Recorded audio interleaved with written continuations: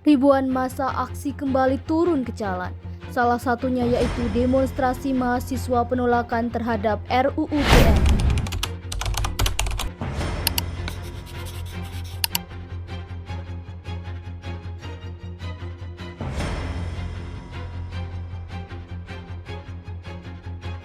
Demonstrasi ini adalah salah satu cara yang efektif untuk menyampaikan aspirasi. Demonstrasi itu buat penyaluran argumen, penyaluran opini dari mahasiswa.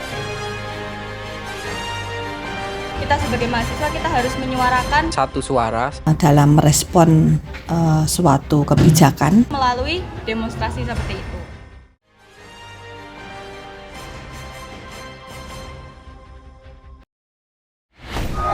Di negeri dengan demokrasi yang terus diuji, suara dari jalan masih menjadi cara paling lantang untuk menyampaikan nurani. Di antara banyak elemen masyarakat, mahasiswa menjadi salah satu kelompok yang paling konsisten menyuarakan kebenaran. Dari kampus ke jalan raya, dari diskusi ke aksi.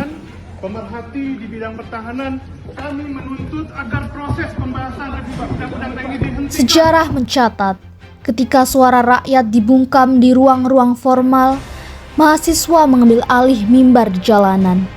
Mereka hadir sebagai penjaga demokrasi, pengingat bahwa kekuasaan bukan untuk disembah, tapi untuk diawasi. Gerakan mahasiswa lahir dari ruang intelektual. Ia tumbuh melalui pembacaan kritis, diskusi publik, kajian regulasi, dan panggilan moral. Aksi mereka bukan hanya sekedar turun ke jalan, tapi refleksi dari semangat perubahan. Seperti yang terjadi dalam beberapa pekan terakhir, mahasiswa di berbagai kota menyuarakan penolakan terhadap RUU TNI. Mereka menilai revisi undang-undang ini tidak hanya melanggar semangat reformasi, tetapi juga membahayakan prinsip supremasi sipil. RUU TNI dinilai memberi ruang luas bagi militer untuk terlibat dalam urusan sipil, seperti pengamanan pemilu, pengamanan unjuk rasa, hingga penanganan bencana sosial. Hal tersebut yang seharusnya menjadi tanggung jawab bagi sipil. Dari analisis akademisi dan kelompok masyarakat sipil, revisi ini syarat pasal bermasalah. Tanpa pengawasan sipil yang kuat, keterlibatan militer dalam urusan domestik justru membuka ruang penyalahgunaan kekuasaan. Demonstrasi mahasiswa tidak hanya bicara lewat orasi. Mereka mengangkat bahasa simbol seperti lewat teatrikal jalanan, puisi, lagu perjuangan, hingga mural perlawanan. Gerakan ini menjadi gabungan antara intelektualitas dan ekspresi budaya. Aksi mahasiswa tidak terjadi dalam semalam. Di balik satu demonstrasi besar, ada ratusan rapat konsolidasi, penggalangan solidaritas, hingga pembagian peran. Mereka bergerak secara terorganisir, terukur, dan sadar resiko. Namun, idealisme mahasiswa seringkali berhadapan dengan tembok kekuasaan. Tak jarang, aksi damai dibalas dengan barikade, gas air mata, bahkan penangkapan. Di sejumlah kota, aparat membuarkan aksi dengan kekerasan. Gerakan mahasiswa bersifat nasional, dari Jakarta, Yogyakarta, Bandung, Surabaya, Makassar, hingga Papua. Gelombang perlawanan menyebar. Bukan hanya mahasiswa dari universitas negeri, kampus swasta dan vokasi pun ikut bersuara. Gerakan hari ini pun makin inklusif. Mahasiswa perempuan tampil di garis depan. Mahasiswa difabel pun tak tinggal diam. Perlawanan bukan lagi milik segelintir elit kampus, tapi menjadi ruang kolektif semua yang merasa terpinggirkan. Selepas aksi, mereka kembali ke ruang kuliah, tapi semangatnya tak luntur. Mereka tetap mengawal isu lewat tulisan, seminar, media sosial, hingga advokasi hukum. Gerakan mahasiswa bukanlah keramaian tanpa arah. Ia adalah denyut nadi bangsa yang tak ingin larut dalam keheningan. Di tengah kegaduhan politik dan kekaburan moral, suara mahasiswalah yang menjadi penanda bahwa masih ada yang berani berdiri ketika yang lain memilih untuk diam.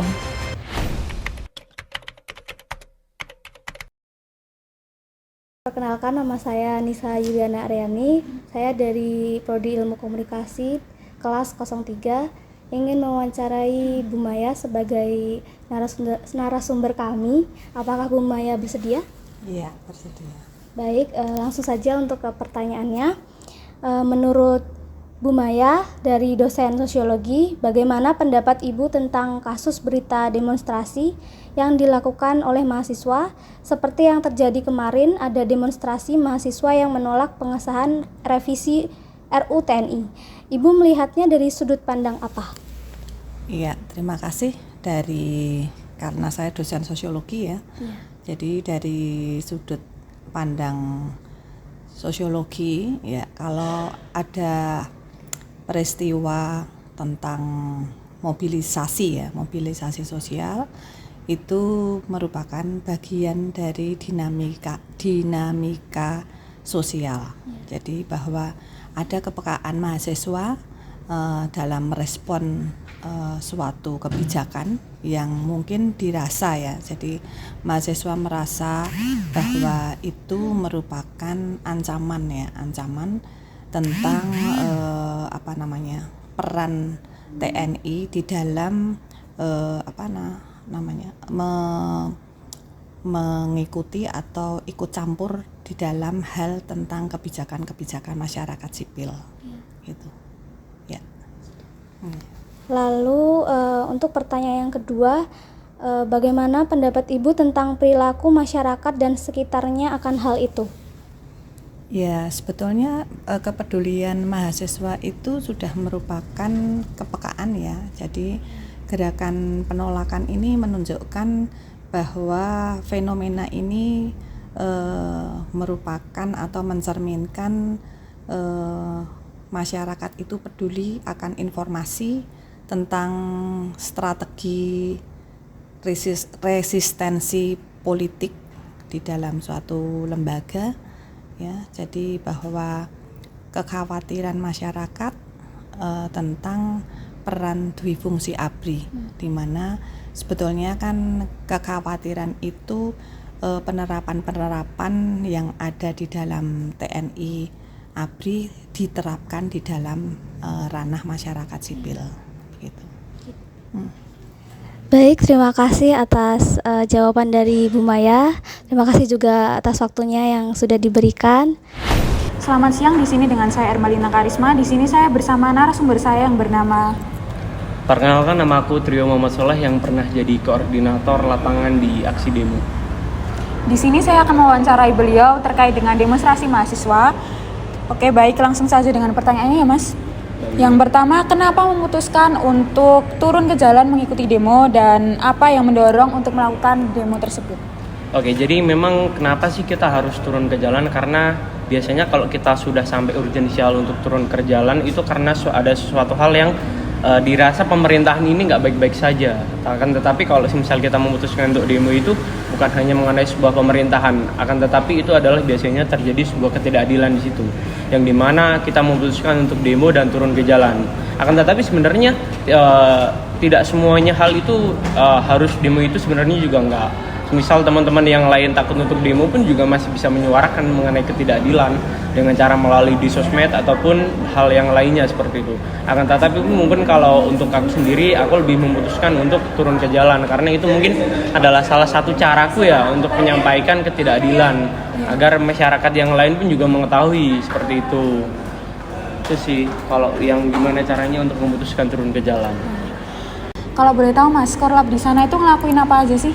Oke, jadi memang bisa dibilang Korlap ini adalah koordinator lapangan. Jadi istilahnya bisa dibilang yang mengontrol lah dari teman-teman semua yang ikut demonstrasi di situ. Karena pada dasarnya jika kita sebelum melakukan sebuah demo, kita itu tetap terstruktur. Jadi yang dimana kita akan melakukan sebuah konsolidasi dulu di hari-hari sebelumnya, yang kita itu di situ mengatur skema. Jadi siapa aja sih yang mengambil bagian, semisal nanti jadi kordum itu koordinator utama, terus Korlap, koordinator lapangan, terus ada sweeper, terus masih ada tim medis, masih ada logistik, kayak gitu. Jadi banyak halnya lah kalau itu. Jadi memang itu sudah tersistem dan terkondisikan. Nah, terkhususnya pada Korlap ini adalah memang orang-orang yang berisi istilahnya pengatur utama dari demonstrasi itu. Jadi kalau bisa dibilang juga otaknya lah. Nah, jadi teman-teman yang saat demonstrasi pun juga harus ngikut arahan dari Korlap, bagaimanapun itu caranya. Karena memang dirasa cukup berat juga jadi Korlap, karena memang jadi tumpuan. teman pada saat aksi demonstrasi, yang dimana kita juga harus memikirkan gimana caranya kita menyampaikan pendapat ini dengan baik, dengan benar, dan bisa tersampaikan seperti itu. Dan gimana caranya juga kita mengkoordinasi teman-teman yang sebanyak itu kan. Itu menurutku juga bukan sesuatu hal yang mudah gitu loh. Akan tetapi itu bisa terjalin dengan adanya sebelumnya itu konsolidasi. Jadi kita saling membuat kesepakatan lah sama teman-teman yang lain kayak gitu. Nah, itu adalah situasi dan kondisi di lapangan mengenai Korlap. Kurang lebihnya ya pokoknya mengatur semua berjalannya demonstrasi itu. Selanjutnya ke pertanyaan kedua, apakah Anda melihat demonstrasi mahasiswa ini sebagai bentuk untuk keberanian membela kebenaran dan keadilan? Bisa dijelaskan? Oke, benar. Kalau menurutku ini adalah sebuah keberanian untuk membela sebuah keadilan ya. Karena tak rasa mahasiswa ini adalah sebuah penjembatan yang dimana antara masyarakat ataupun rakyat itu sendiri dengan pemerintahan. Nah, ini kita sebagai mahasiswa itu berada di tengah-tengahnya gitu loh. Karena kita sebagai penjembatan itu tadi, makanya tak rasa demo ini juga menjadi salah satu hal yang menurutku bisa kita implementasikan lah sebagai teman-teman mahasiswa untuk menyuarakan suara-suara dari rakyat. Seperti itu. Kalau menurut aku sendiri ini sebuah keadilan ya jelas lah, karena di sini kita keberpihakan itu kepada rakyat. Jelas sekali ini adalah sebuah keadilan seperti itu. Baik. Terima kasih teman-teman. Terima kasih atas waktunya, Mas. Halo teman-teman semuanya, di sini dengan saya Irma Lintang Karisma dengan NPM 24410090 dengan rekan saya Nabila Puturandita dari Prodi PPKN. Di sini saya akan mewawancarai mengenai demonstrasi mahasiswa. Baik, langsung saja dengan pertanyaannya. Sejauh mana Anda merasa bahwa demonstrasi adalah cara yang efektif untuk menyampaikan aspirasi dan tuntutan mahasiswa? Saya merasa demonstrasi ini adalah salah satu cara yang efektif untuk menyampaikan aspirasi baik dari itu kalangan mahasiswa maupun masyarakat. Karena kembali lagi kita itu adalah negara yang demokratis ya. Tentunya dengan cara kita menyampaikan suara dengan melalui demo ataupun forum-forum yang disediakan itu juga sangat-sangat membantu untuk mengefektifkan aspirasi kita sebagai mahasiswa. Baik, lalu bagaimana demonstrasi mahasiswa dapat mempengaruhi perubahan kebijakan atau sistem politik? Tentunya kalau menurut saya seperti yang kemarin pas RUU TNI atau apa itu ya, itu kan juga ada demo. Nah, itu kan sepertinya dari pemerintah sendiri itu cukup memperhatikan tentang demonstrasi seperti itu kan. Jadinya menurut saya ini tuh sangat-sangat penting dalam kita sebagai mahasiswa. Kita harus menyuarakan apa yang kita rasakan itu melalui demonstrasi seperti itu. Dan tentu saja kalau demo itu tidak tidak semerta-merta kita itu langsung demo seperti itu ya Kak, tapi kita ada urutannya tersendiri. Jadi kita itu mendaftarkan dulu seperti di kepolisian dan lain sebagainya seperti itu. Jadi semua itu ada urutannya dan pastinya dari pemerintah sendiri udah ada Tata cara. Udah ada tata caranya tersendiri dan pasti akan diperhatikan oleh pemerintah gitu. Baik, terima kasih teman-teman. Makasih ya Kak. Selamat malam, bersama saya Raka Syakira Ramadan. Di sini saya akan mewawancarai bersama Mas siapa? Raka, Ilham Raka Pangestu. Oke Mas Raka, apa pendapat Anda tentang aksi demonstrasi mahasiswa yang baru-baru ini terjadi? Untuk aksi demonstrasi mahasiswa ya, menurut saya setuju-setuju aja, karena demonstrasi itu buat penyaluran argumen, penyaluran opini dari mahasiswa. Apalagi mahasiswa kan itu dicap sebagai agen kontrol sosial, ibaratnya orang-orang yang ngontrol penyuara, pewakil penyuara. Kalau di sini kan kita tahu sendiri orang-orang masyarakat sini, ibaratnya terutama di daerah terpencil kayak saya tinggalnya di Gemolong di Kalijambe ini, orang-orang belum terlalu melek masalah politik. Jadi mungkin orang-orang yang berpendidikan kayak mahasiswa itu bisa menyalurkan suara kita lebih baik gitu. Baik. Menurut Anda, apakah aksi demonstrasi tersebut mencerminkan semangat persatuan dan kesatuan? Kalau untuk mencerminkan persatuan dan kesatuan tentu aja iya. Kita ibaratnya sebagai mahasiswa atau sebagai orang-orang yang ikut demonstran itu pastinya jadi satu di suatu tempat untuk menyuarakan satu suara, satu kesepakatan. Tapi yang perlu digarisbawahi itu bisa jadi pisau bermata dua juga, dimana kalau kita demo itu nanti ada bentrok atau bentrok entah dari internalnya atau kalau nggak dari aparat itu juga bisa jadi alat pemecah belah juga. Baik, terima kasih Mas Raka. Mungkin seperti itu saja dari saya. Halo semuanya, selamat datang di podcast kita dari mahasiswa Ilmu Komunikasi. Aku Erma dan hari ini kita akan membahas satu topik yang cukup ramai akhir-akhir ini, yaitu tentang demonstrasi mahasiswa. Salah satu contohnya yaitu demo saat revisi UU TNI. Tapi tenang, bukan dari sisi politik dan hukumnya aja, kita akan bahas dari perspektif mahasiswa ilmu komunikasi dan kaitannya juga dengan nilai-nilai Pancasila, yaitu sila ketiga Persatuan Indonesia. Sudah hadir bareng aku dan teman-teman aku. Kenalin, aku Raka, seneng banget bisa sharing di sini. Kenalin, aku Fitria Rahma. Dan aku Muhammad Fakih. Halo, aku Tiara. Halo semuanya, nama aku Nisa Yuliana Aryani. Topik hari ini tuh penting banget loh buat kita refleksi bareng-bareng. Oke, langsung kita mulai aja dari sini. Akhir-akhir ini banyak mahasiswa turun ke jalan untuk demo.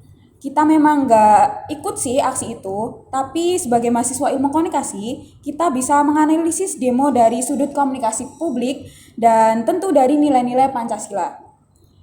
Kalau dari kamu Raka, sebagai mahasiswa ilmu komunikasi, apa yang paling menarik dari demonstrasi ini? Yang menarik adalah bagaimana mahasiswa menggunakan demonstrasi sebagai bentuk ekspresi kolektif. Bukan hanya menyuarakan aspirasi politik, tapi juga menunjukkan kepedulian terhadap kepentingan bangsa.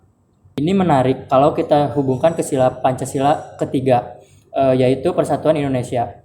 Karena justru dengan aksi ini, mahasiswa ingin memastikan bahwa negara tetap berjalan dalam bingkai demokrasi dan menjaga keselamatan bangsa secara kolektif. Iya, dan kalau dilihat dari aspek komunikasi, demonstrasi ini bukan bentuk pepecahan, tapi justru bentuk solidaritas horizontal, di mana mahasiswa lintas kampus dan latar belakang bersatu menyuarakan hal yang mereka nilai penting buat kepentingan umum, bukan pribadi. Mereka bukan mewakili golongan politik tertentu, tetapi lebih sebagai suara rakyat sipil yang ingin terlibat dalam diskursus kebangsaan. Ini menunjukkan bahwa kesatuan dan kepentingan nasional masih jadi prioritas mahasiswa, sesuai dengan sila ketiga Pancasila. Menarik ya, jadi meskipun aksi ini terlihat menolak, tapi secara esensi mereka ingin melindungi nilai-nilai kebangsaan dan demokrasi. Tuh, justru disinilah letak pentingnya analisis kritis. Dalam mata kuliah Pancasila, kita belajar bahwa persatuan bukan berarti diam atau mengikuti semua keputusan atas nama stabilitas. Kadang suara kritis dibutuhkan untuk menjaga arah bangsa. Mahasiswa yang demo, menurut saya, berusaha menjaga agar keamanan nasional tidak digunakan untuk kepentingan kelompok tertentu. Supaya militer tetap tunduk pada prinsip sipil, ini jelas bentuk menempatkan kepentingan bangsa di atas golongan. Tapi di sisi lain, kita juga harus sadar bahwa tidak semua orang melihat aksi itu sebagai bentuk persatuan. Kadang karena framing media, aksi mahasiswa dilihat sebagai pengganggu stabilitas. Nah, disinilah peran komunikasi menjadi penting. Bagaimana pesan-pesan aksi itu bisa dikemas lebih inklusif dan menyentuh masyarakat umum, bukan hanya lingkaran aktivis. Nah, kalau gitu apa sih refleksi kita sebagai mahasiswa ilmu komunikasi terhadap fenomena ini? Menurut saya, penting banget untuk mengkaji bagaimana aksi massa bisa menjadi bentuk komunikasi yang bertanggung jawab, yang tetap menjunjung nilai-nilai persatuan dan nasionalisme. Demonstrasi itu sah, tapi harus dikelola dengan cara yang tetap menunjukkan cinta pada bangsa. Dalam aksi kemarin, saya lihat mahasiswa cukup berhasil membangun narasi bahwa ini bukan tentang melawan negara, tapi menyelamatkan arah bangsa. Iya, betul. Dan buat kita mahasiswa komunikasi, ini pelajaran besar. Komunikasi itu bukan cuma soal menyampaikan pesan, tetapi membangun pemahaman dan menjaga kohesi sosial. Keren banget ya. Jadi dari diskusi kita hari ini bisa disimpulkan bahwa demonstrasi mahasiswa ini bukan bentuk perpecahan, tapi justru cara mereka menempatkan keselamatan dan kepentingan bangsa di atas kepentingan kelompok atau pribadi. Sebagai mahasiswa ilmu komunikasi, kita belajar bahwa pesan publik itu harus dibangun dengan nilai-nilai seperti persatuan, empati, dan tanggung jawab sosial. Dan kita semua punya peran untuk terus mengawal demokrasi lewat komunikasi yang sehat dan inklusif. Semoga makin banyak mahasiswa yang peka dan makin banyak ruang-ruang seperti ini untuk berdiskusi dengan damai. Oke, itu dia obrolan kita hari ini. Makasih banget udah nemenin kita kali ini. Jangan lupa follow, like, dan komen. Semoga podcast kita bermanfaat bagi semuanya. Bye-bye. Bye-bye.